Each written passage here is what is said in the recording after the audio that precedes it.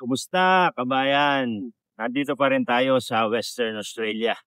Papunta tayo sa isang employer ngayon sa Wangara Park ng Western Australia.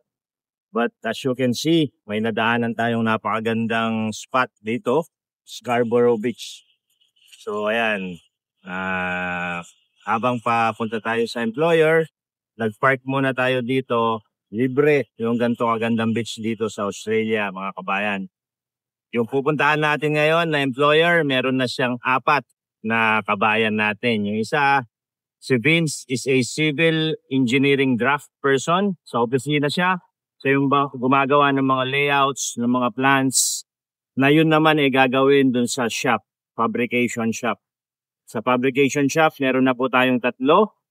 And ang kagandahan dito sa kanila, halos lahat ng visa types na employer-sponsored, binigay na sa kanila ng kanilang employer. Yung recent na napaalis natin is holding a visa 400 for 6 months. So pag nagkasundo yan sila, isponsoran na rin siya to a more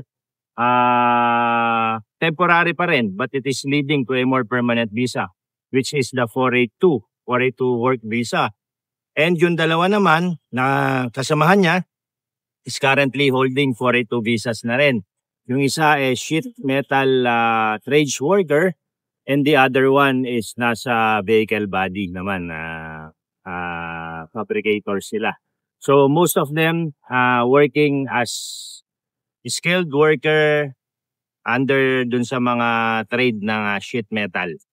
Yung isa visa 400, yung isa currently naka 407 training visa, yung isa naka 482, yung dalawa pala is 482, yung isa is nasa shop, and the other one who is the civil engineering draft person sa office naman siya.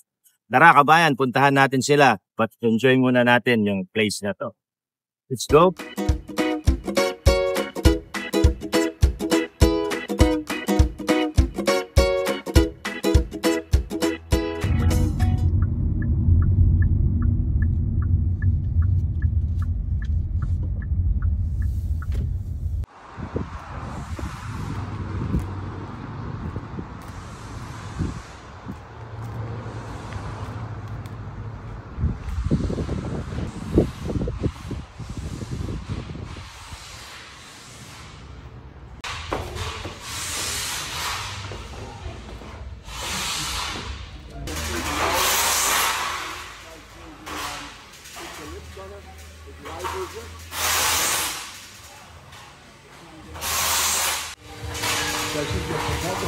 Yes.